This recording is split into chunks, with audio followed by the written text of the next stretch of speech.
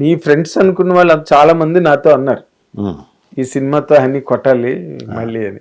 Honey కదా MS రాజు చెప్పండి. అదే మీ ఫ్రెండ్స్ అని అన్నారు, అందుకే ఎంఎస్ రాజు మళ్ళీ కొట్టాలి అని. మీ చాలా క్లోజెస్ట్ ఫ్రెండ్స్, హీరోలు, ప్రొడ్యూసర్లు, డైరెక్టర్లు అందరూ నాతో అన్నమాట చెప్తున్నాను. నాకు మొన్న వెంకటేష్ బాబు మీరు చెప్పారు, నేను చెప్పలేదు ఆ పేరు. అదే మొన్న వెంకటేష్ బాబు మొన్న చూశాడు, టీజర్ చూసి దాని గురించి పెట్టిన కామెంట్ నేను ఇప్పటికీ నిజంగా మర్చిపోలేను. అలాగే అల్లు అరవింద్ గారు లాంటి వాళ్ళు ఆయన పెట్టిన ఇది పోస్టర్ దగ్గర నుంచి పెడుతున్నారు. మన అంటే we have not told them anything, but వాళ్ళు దాన్ని ఆరా తీసి చూసి నాకు ఇచ్చిన వే ఆఫ్, అంటే ఒక ప్రొడ్యూసర్ కానీ కొంచెం అవుట్డేటెడ్ అయ్యాడు, లేదా ఇట్స్ నాట్ అవుట్డేటెడ్, కొంచెం అవుట్ షాడో అయిపోయాడు, అంటే పక్కకి వెళ్ళిపోయాడు, ఫోకస్ అయ్యాడు, కొంచెం అవుట్ ఫోకస్ అయ్యాడు, లేడు పిక్చర్లో అనుకుంటే ఎక్కువ మంది ఆనందిస్తారు. కానీ నా గురించి తను ఎక్కడ మిస్ అవుతున్నాడు, ఏం మిస్ అయ్యాడు, మళ్ళీ ఎలా రావాలి అనేదే చాలామంది పెద్ద ప్రొడ్యూసర్స్లో కూడా ఇవాళ ఉంది. నేను మీట్ అయినా సార్ మళ్ళీ కొట్టాలి సార్ కొట్టాలి, నిజంగా వాళ్ళ కళ్ళలో నిజాయితీ. బికాజ్ చాలామంది ఇప్పుడున్న చాలా యంగ్ ప్రొడ్యూసర్స్ నా ఫిల్మ్స్ చూస్తూ వచ్చిన వాళ్ళే, ఈవెన్ యూఎస్లో కానీ వాటిలో కానీ వచ్చిన వాళ్ళు కూడా ఈ మధ్య ఇవాళ ఉన్న పొజిషన్లో they are in very big positions. వాళ్ళు ఎప్పుడు కలిసినా కూడా రాజుగారు మీ ఫిలిం చూస్తా మేము we went for jobs and now we are like this in this, మనం మీరు చేయాలి సార్, కొట్టాలి సార్, మళ్ళీ మేము ఆ సినిమాలు చూడాలి sir. Everybody are happy today because of this. ఆ పాజిటివిటీ నాకు ఈ సినిమా నడిపిస్తుంది అన్న. అవునండి. ఇప్పుడు మీరు స్ట్రగుల్ అయ్యారు, సక్సెస్ అవ్వాలంటే ప్రతి వాళ్ళు స్ట్రగుల్ అవ్వాలి, ఎవరైనా సరే. స్ట్రగుల్ లేనిదే సక్సెస్ లేదు, ఇట్స్ ఎ కామన్ టెంప్లెట్ అన్ని చోట్ల. కానీ మీరు ప్రభాస్కి చెప్పి హిట్ ఇచ్చారు.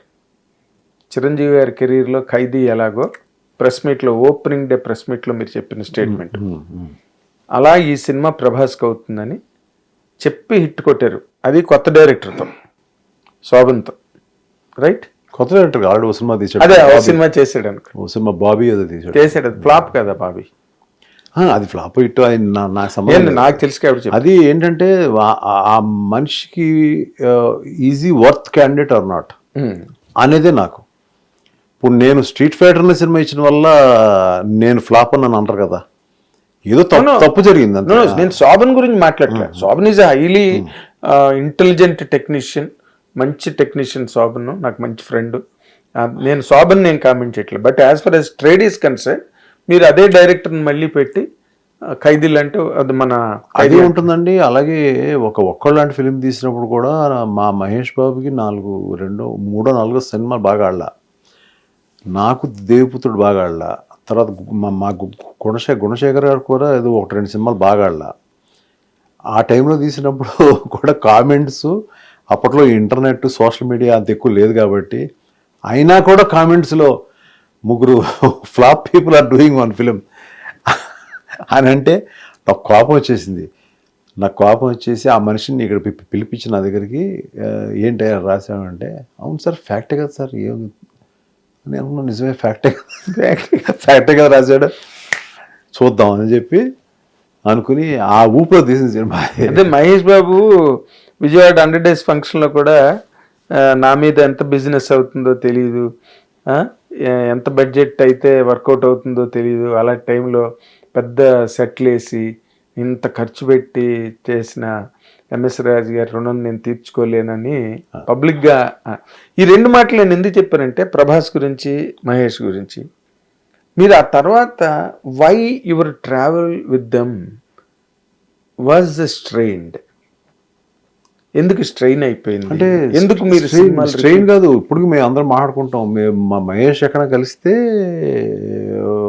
ఈ keeps asking me, have you made a story for me, ఎవరన్నా ఫిక్స్ చేశారు డైరెక్టర్ అని అడుగుతాడు ఆయన. మీ చాలామంది తెలియదు ఏంటంటే, he fixed up some other director, I don't want to tell his name, ఈయన పెట్టుకోండి, త్రివిక్రమ్ శ్రీనివాస్, ఎందుకు ఓపెన్గా చెప్తాను, ఓపెన్గా I paid him advance also. But ఎక్కడో స్టోరీ సెట్ ఏదో ఎక్కడో సమ్వేర్ నాకు కరెక్ట్గా వర్కౌట్ కాలేదు, ఎక్కడో ఈ స్టోరీ బాగాలేదు అని నాకు ఫీల్ అయ్యాను. అలాగని నేను మంచి సినిమాలు, గొప్ప సినిమాలు తర్వాత తీసాను కూడా కాదు, ఏదో ఎక్కడో సరిగ్గా కుదరలా. ఎంత గొప్పవాడైనా. సో నాకు ఆయనకి నిజంగా అది కరెక్ట్గా వర్కౌట్ అయ్యి ఉంటే మహేష్ బాబుకి వేరే వేరే లెవెల్ ఫిల్మ్ వచ్చేది అప్పుడు. అది ఇప్పుడు మీరు ఎక్కడో ఈజ్ నాట్ అన్ ఈగో, ఎక్కడో డోంట్ నో సమ్వేర్ ఎక్కడో ఇట్ ఫిజిల్డ్ అవుట్. సో అట్లా Mahesh Babu try to do a film with me. నా ప్యాషన్ ఆయనకు తెలుసు కదా. అవును. తాను ఎలా వదులుకుంటాడు? నాలాంటి ఓ మేకర్ నేను ఎందుకు వదులుకుంటాడు ఆయన? తర్వాత మెల్లగా తన పోకిరి లేకపోతే అట్లా నేను నాకు లోన ఒక ఇన్సెక్యూరిటీ ఫీలింగ్ ఏంటంటే, సో దాన్ని సైకలాజికల్ ప్రాబ్లం అంటారు. అది ముందు నుంచి మీరు చూసినప్పుడు నేను పెద్ద స్టార్ దగ్గరికి వెళ్ళి నేను ఎప్పుడు సినిమా చేయలేదు. ఓన్లీ ఒక రీజనబుల్ స్టార్ రీజనబుల్గా ఉన్నప్పుడు ఒక వెంకటేష్ బాబుతో సినిమా తీశాను శత్రు, ఒక మహేష్ బాబు ఒక రాజకుమారుడు, ఒక మురారి, ఆ కైండ్ ఆఫ్, అంటే సూపర్ స్టార్డమ్ కాదు, ఒక పెద్ద స్టార్డమ్ వచ్చేసిన తర్వాత ఎక్కడ నాకు ఒక ఇన్సెక్యూరిటీ ఉంటుంది. ఏమో అంటే నేను వాళ్ళ ఇమేజ్కి నేను ఆ కథను చేయగలనా లేదా అని ఒక ఇన్సెక్యూరిటీ ఫీలింగ్ నాకేంటంటే, I enjoy more with someone who is not a big star. అంటే నా కథని ఎటన్నా మలుచుకుంటాను. సూపర్ స్టార్ అయిపోయిన తర్వాత ఎవరైనా, whether it is Mahesh Babu, Prabhas, who ever it is, వాళ్ళ ఇమేజ్కి తగ్గట్టు నేను కథ రాయాలంటే నేను రైటా కదా, నేను రాయగలనా లేదా అని ఒక ఇన్సెక్యూరిటీ ఫీల్ నాకు ఉంటుంది. అంటే చాలామంది ఏమడుగుతారంటే, వాళ్ళు స్టార్ అయిపోయిన తర్వాత ఇప్పుడు మీ మాట వినరేమో, అది ఏదన్నా మీకు బ్లాక్ ఉందా, మీకు అలాంటి బ్లాక్ ఉందా? అదేం లేదు.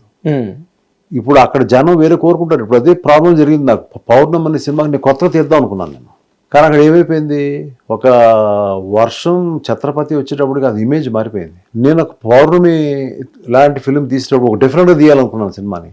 ఆ సినిమా ఎక్కలేదు. ఇప్పటికీ మంచి సినిమా అంటారు జనం, కానీ ఎక్కలేదు. ఎందుకు ఎక్కలేదు అంటే స్టార్ వల్ల ఎక్కలేదు.